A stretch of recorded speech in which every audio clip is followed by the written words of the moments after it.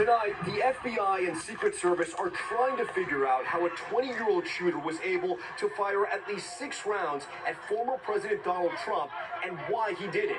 That's the most surprising thing to me when we have a former president here, that a guy was able to get, as you say, 150 yards away, able to get up on a roof and be able to take a shot. Richard Golddinger is the district attorney for Butler County, Pennsylvania, where the shooting occurred. What goes through your head? Honestly, it's shocking. On a phone call with the media earlier today, Attorney General Merrick Garland and FBI Director Chris Wray said the feds are examining the gunman's phone and other electronic devices. Even though they've received more than 2,000 tips, they haven't yet figured out the shooter's motivation or ideology. Today, in remarks hours before his Oval Office address this evening, President Biden said he wants answers fast. I'm instructed that this investigation be thorough and swift, and the investigators will have every resource they need to get this done. The president expressed outrage at the shooting that also claimed the life of one man and left 2 others in critical condition. There is no place in America for this kind of violence, or any violence for that matter. It was just last night that thousands gathered in rural Pennsylvania, a place called Butler, the MAGA world revving up for a boisterous rally with the presumptive Republican presidential nominee. This is a big crowd. The excitement level stratospheric, with the GOP convention just a day away. We have millions and millions of people in our country that shouldn't be here. On stage, Donald Trump launched into one of his favorite subjects, immigration, and then 6:11 p.m. This. Take a look at what happened. It seemed like nothing at first, maybe a couple of firecrackers going off. But Trump, hand to ear, suddenly dropped down behind the podium. Ready, move! It was law enforcement's worst fear. Secret Service agents swarmed the stage, huddling around the former president. Trump, blood streaking his face, pumped his fist in the air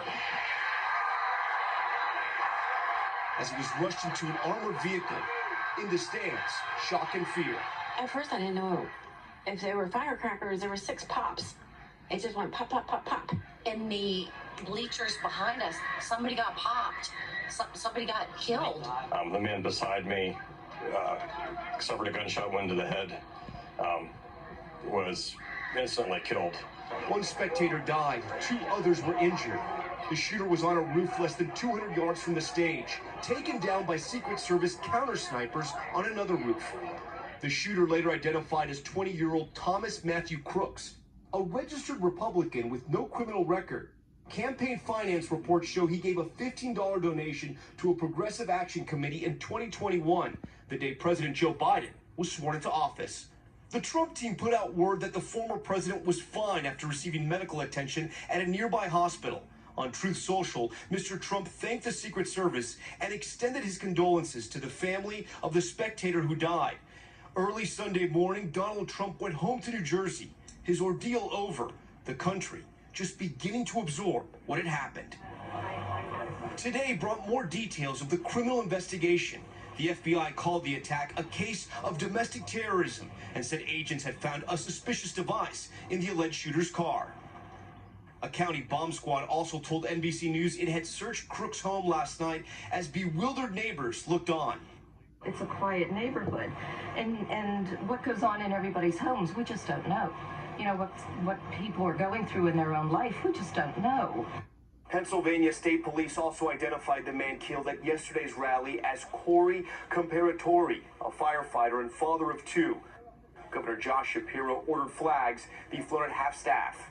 I just spoke to Corey's wife and Corey's 2 daughters. Corey was a girl dad. Corey was a firefighter. Corey went to church every Sunday. Corey loved his community. Meanwhile, leaders from both sides of the aisle took to the morning news shows. House Speaker Mike Johnson appeared on Today.